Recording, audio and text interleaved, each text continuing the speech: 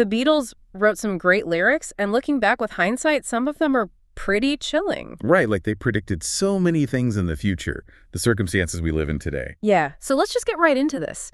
Yeah, and we really have to start with the most unsettling aspect of this, which is John Lennon. Oh man, yeah, the personal prophecies. Exactly. There's this deeply eerie pattern in his later writing. In multiple interviews throughout his life, John would just casually state that he, didn't expect to live past the age of 40. Which is just so dark. Right. And as history tragically played out, he was murdered outside his New York apartment in 1980. Literally just 2 months after his 40th birthday. Yeah. And when you trace the lyrics leading up to that moment, the shadows grow very long. It's super unsettling. It begins in 1969, right? With the track Come Together. Yes. At the very start of the song, buried down in the mix, there's this breathy, rhythmic whisper.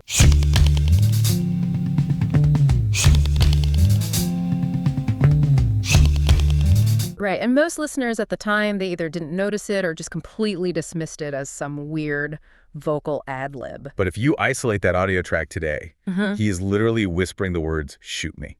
Oh, wow. That alone just gives me chills. Right. But then you jump forward to his 1974 solo track, Scared. Okay, yeah. He's singing with this incredibly raw vulnerability about his internal anxieties, and he drops this line, "Hatred and jealousy gotta be the death of me."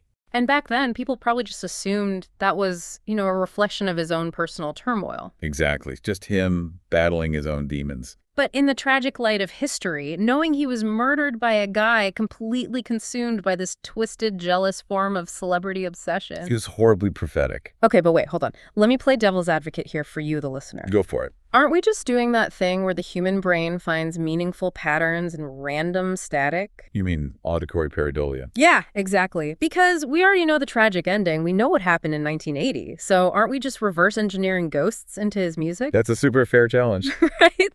Like if he had lived to be 80, Shoot Me would just be considered a quirky studio artifact.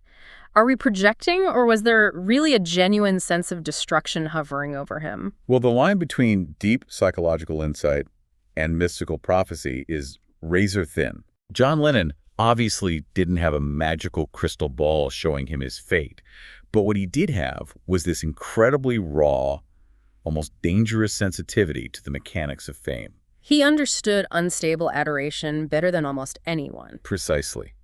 He sensed the dark possibilities of the world he occupied, and he translated that hyper-awareness into his art. So he wasn't seeing the future, he was just observing the extreme edges of human psychology. Right, the exact psychology that would eventually dictate his future. Man, that intense observation is exactly what bridges us from his personal foresight to his accidental technological prophecies. Yes, the tech stuff is wild. Because while John might have been exploring his own inner consciousness, he accidentally wrote the user manual for our modern digital existence. He totally did. Let's look at 1966. The album is Revolver, and the song is Tomorrow Never Knows. Okay, set the scene for that one. So for context, John was deeply inspired by psychologist Timothy Leary, who had written this guide to psychedelic experiences based heavily on the Tibetan Book of the Dead. Right, heavy stuff. Yeah, and the opening lyric is this direct invitation, turn off your mind, relax, and float downstream. Which, think about how you're listening to this right now. In the 1960s, that lyric was all about Eastern philosophy, LSD trips, and surrendering the ego. But hold that instruction up to a mirror today. Yeah, turn off your mind, relax, and float downstream. That is the exact physiological and psychological experience of the endless social media scroll. Exactly. The song speaks about surrendering to the void, entering a state where it is shining, it is being. Wow. Think about the mechanics of that. That is a clinical description of our disembodied online personas. You lie in bed, completely motionless, just staring at a glowing rectangle. Right. You essentially abandon your physical form to float in a digital slipstream of endless content. The band accidentally captured the concept of surrendering your physical presence to an alternate reality. We wanted the psychedelic void in the 60s, and today we just submit to the algorithmic void of our smartphones. Yeah, and the weirdest part of that sensory overload is the structure of how we actually receive it. The whiplash. Yes. It's one thing to escape into the void, but it's another to look at what that void is actively feeding us. Which brings us to the masterpiece of 1967's Sgt. Pepper's Lonely Hearts Club Band. A day in the life. Exactly. The inspiration for this track is famously mundane. John Lennon was just sitting at a piano, looking at a daily newspaper and mashing together completely disconnected articles. Right. On one page, he reads about the tragic death of socialite Tara Brown in a car crash. And then literally right next to it, there was this completely trivial small-town story about thousands of potholes needing to be filled on the roads of Blackburn. He blew his mind out in a car. So he sings, I read the news today, oh boy. It tells the story of a man who blew his mind out in a car and then drifts right into mundane potholes. And then boom, the song shifts gears completely. An alarm clock rings. And we're suddenly in Paul McCartney's bouncy, upbeat interlude about waking up, falling out of bed, and catching the bus. The lack of transition there is the key. Yeah. Because the structure of a day in the life perfectly mirrors your timeline on a smartphone right now. It really does. You're scrolling, you see a devastating global headline, and before you can even process that grief... You flick your thumb and immediately hit a video of your friend's morning coffee routine. Right, followed by a bright, colorful ad for sneakers. It is absolute sensory whiplash. The profound, the tragic, and the utterly trivial all mashed together without a single second of space to breathe. Which creates massive sensory overload.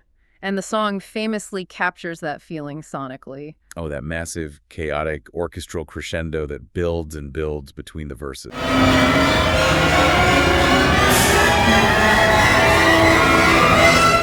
Yeah, it gets to an almost unbearable pitch. That is the exact sonic equivalent of having 45 browser tabs open while your email pings and 3 different group chats go off all at once. It's crazy that documenting a physical newspaper in 1967 accidentally captured the exact fragmented, doom-scrolling reality of our lives today. It's a literal sensory hurricane. But there's a paradox here, right? What do you mean? Well, your brain is traveling at 1,000,000 miles an hour through all that noise, but your physical body, you are completely motionless. Oh, wow, yeah. We have to contrast the overwhelming noise of the outside world with the physical isolation of the modern worker. Exactly. And that dynamic is beautifully captured in Paul McCartney's Mother Nature's Son from the 1968 White Album. Okay, so this track was inspired by Paul attending a lecture from the Maharishi Mahesh Yogi in India, right? He was aiming for this pure pastoral idealism. The lyrics go, "Find me in my field of grass, Mother Nature's son. All day long I'm sitting, singing songs for everyone." All day long, I'm sitting singing songs for everyone. But when you view those specific words through a 21st century lens, the pastoral meaning just vanishes. Completely. It becomes this striking, literal metaphor for the modern creator economy. The remote worker, the streamer, the podcaster. Think about the geometry of modern connection. The democratization of broadcast tools created this bizarre paradox where global reach requires severe physical isolation. Oh, totally. Millions of people right now spend their entire day sitting alone in a single, quiet room. Right. They have their ring lights and their microphones. They sit all day long singing songs or presenting slide decks. For everyone, They're broadcasting their output globally to an invisible audience through a plastic screen, but they are entirely disconnected from physical human contact. the irony is so heavy. Paul McCartney meant this as a peaceful communion with nature. Right, sitting in a sunlit field. But he accidentally mapped out the spatial reality of our hyper-connected, profoundly lonely indoor digital lives. You're talking to the entire planet, but you're sitting completely alone in a 10 by 10 room. And what happens to the output generated in that lonely room? Like, how is that isolated creation valued? Well, long before the internet democratized distribution, the band was already warning us about the cynical commodification of art. Oh, absolutely. And nobody saw the crushing weight of the music business more clearly than George Harrison. Not at all. By 1967, George was getting incredibly frustrated. Because John Lennon and Paul McCartney were the dominant songwriters, and they held the major shares in the band's publishing company, Northern Songs. Exactly. George was tangled up in this massive corporate deal, essentially treated as a contracted writer without the same financial stake or creative respect. So out of that intense, boiling frustration, he writes, "Only a Northern song." Yeah. It doesn't really matter what chords I play, what words I say. On the surface, it sounds like this deeply psychedelic, intentionally messy, almost sarcastic track. But the lyrics are a direct, bitter grievance against the corporate machinery that owned his output. He literally sings, "It doesn't really matter what chords I play, what words I say, or time of day it is, as it's only a northern song." He is explicitly telling the executives, my art doesn't matter to you. You don't care about the soul of this music. It's just a product your company is going to sell. That personal grievance served as a 50-year preview of a music industry's future. It predicts the modern struggle of the creative class with chilling accuracy. Today, art is increasingly stripped of its meaning and treated purely as content. Right, a commercial commodity meant to fill platform quotas and appease corporate shareholders. Just look at indie artists today fighting massive streaming algorithms. It's brutal.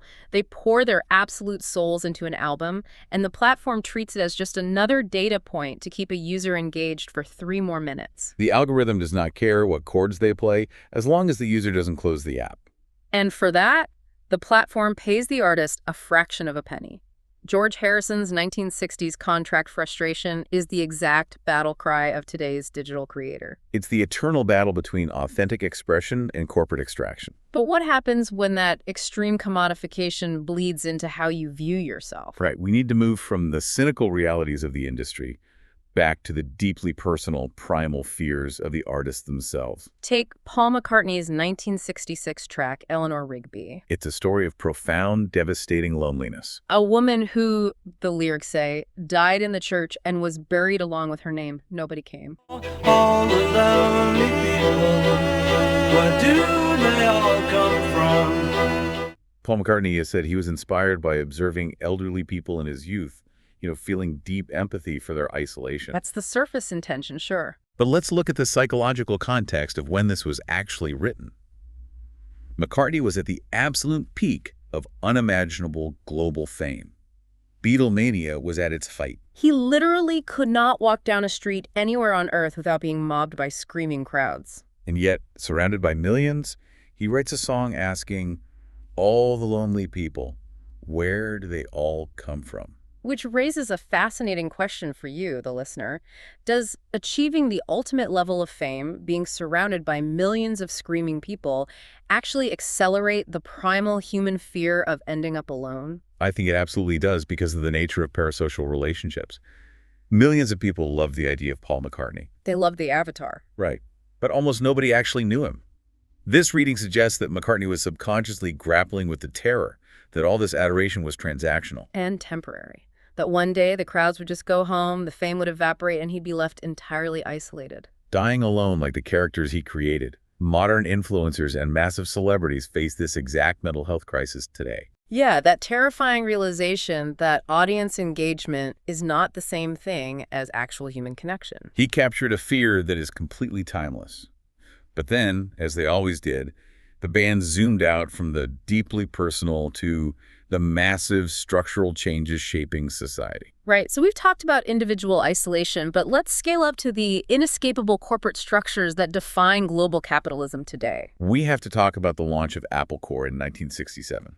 This is wild. The band decides they want to form their own business venture, and the goal was this beautiful utopian mix. It wasn't just a record label. It was going to be a film studio, an electronics division, a retail space. Paul McCartney did an interview in 1968 where he basically said the goal was to bypass corporate gatekeepers. He wanted a system where any artist could walk in off the street and get funding for anything from a poem to an invention. The astonishing irony here is almost difficult to comprehend. Yeah. In their attempt to build a counterculture commune, they drew up the exact structural blueprint for the modern megacorporations that dominate the 21st century. Just look at companies like Apple Inc., Google, Amazon. They all started in a single creative or technological field and then rapidly expanded to become vertically integrated, multi-industry monopolies. They control our music platforms, our film studios, our retail habits, and the physical electronics in our pocket. The Beatles conceptualized a cross-platform entity that bypassed traditional barriers.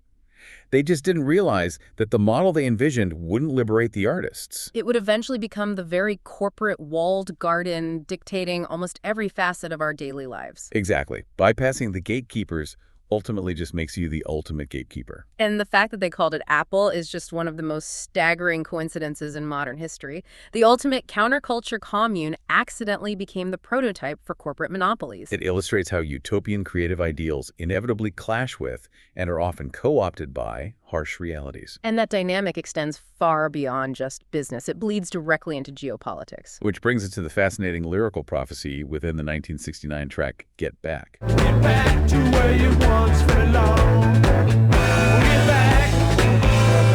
Now, to be absolutely clear with you as you listen to this, we are not taking a political side here. Right, completely neutral. We are not endorsing any viewpoints. We are strictly looking at the historical context of the song's creation and how the language has evolved in a fascinating way. That historical context is crucial. Today, Get Back is just known as a driving rock anthem.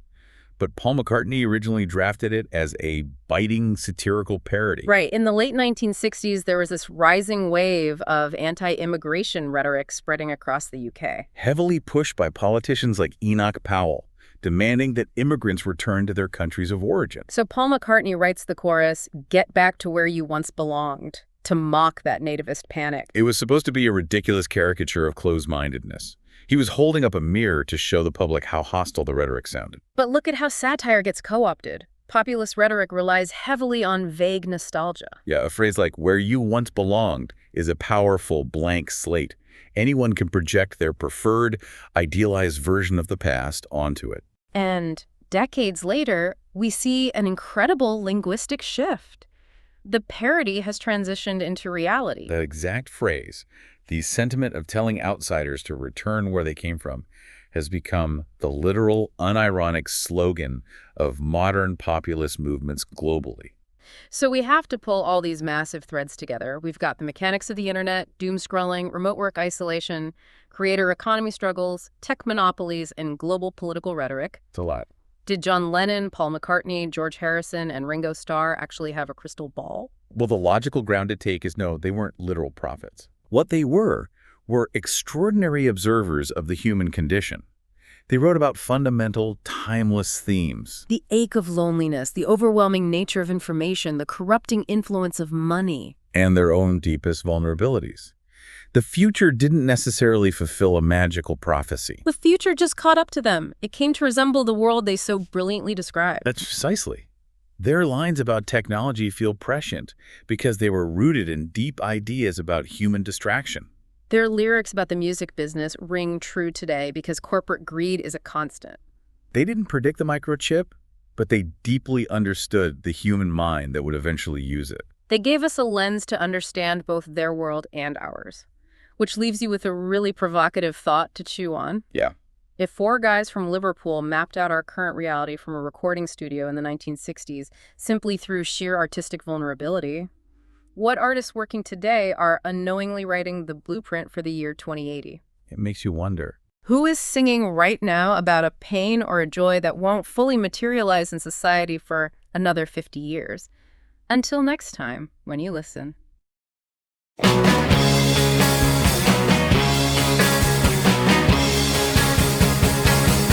Hey, do you like free stuff? Yeah, of course, especially when it's Beatles stuff. Well, you're in luck, because our new book, Beatles Rewind, is free today on Amazon and YouTube. Huh. That massive book we just wrote called Beatles Rewind, Essential Stories of John, Paul, George, and Ringo, and the music that never gets old. That's the one.